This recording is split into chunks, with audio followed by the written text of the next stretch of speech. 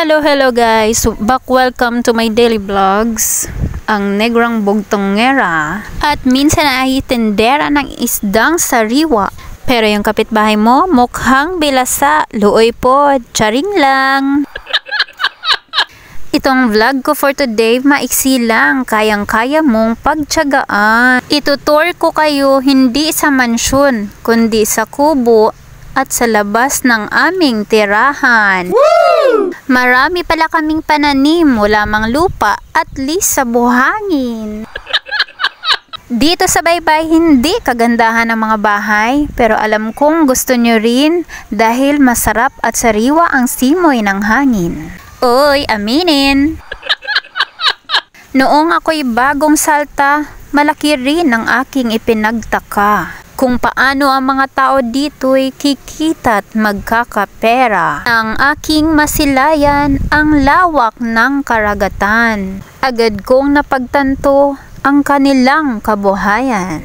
Iba't ibang klase ng isda ang kanilang huli, makikita mo sa aking mga videos. Balikan natin ang kwentong kubo. Ito pala ang pinagtagpi-tagping yero. Ito pala ang kubo ni na tatay at nanay kung saan sila nagbibihis, natutulog at namamahay.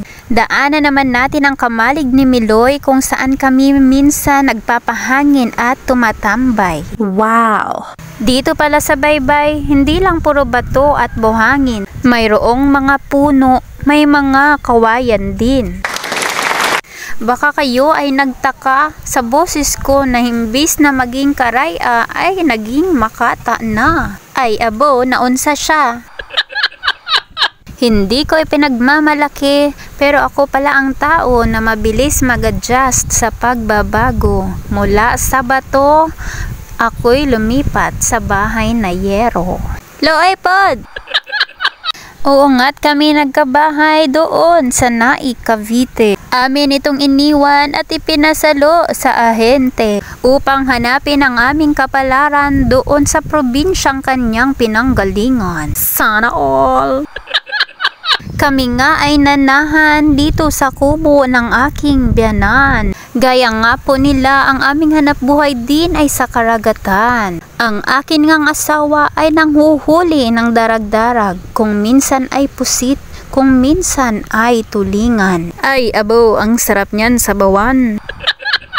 Munti ko na palang makalimutan dahil sa aking kadaldalan, akin ding ipapakita ang poso kung saan kami naliligo. Dito rin namin kinukuha ang aming pinanglalaba, pinang-iinom at pinangluluto. Kung baga ay one for all na. Woo! Inyo din palang makikita sa videong ito ang puno ng langka na dahil sa araw-araw ko siyang nadadaanan, halos ang kinin ko na rin. Ako nga ay sobrang nalungkot nang ako'y nasa Manila. Ito nga'y kanilang kinuha at kinain nang ako'y wala. Looy pod! Nang malaman ito ng aking asawa, ako'y kanyang pinagtawanan. Ngunit agad din namang pinagsabihan, huwag kang mag-alala, may isa pa dyan. Ay wow naman, ay sweet! O siya, tama na ang lampungan, balikan na natin ang tungkol sa halaman. Ang mga pananim nga pala ni nanay ay iba't ibang klase ng San Francisco.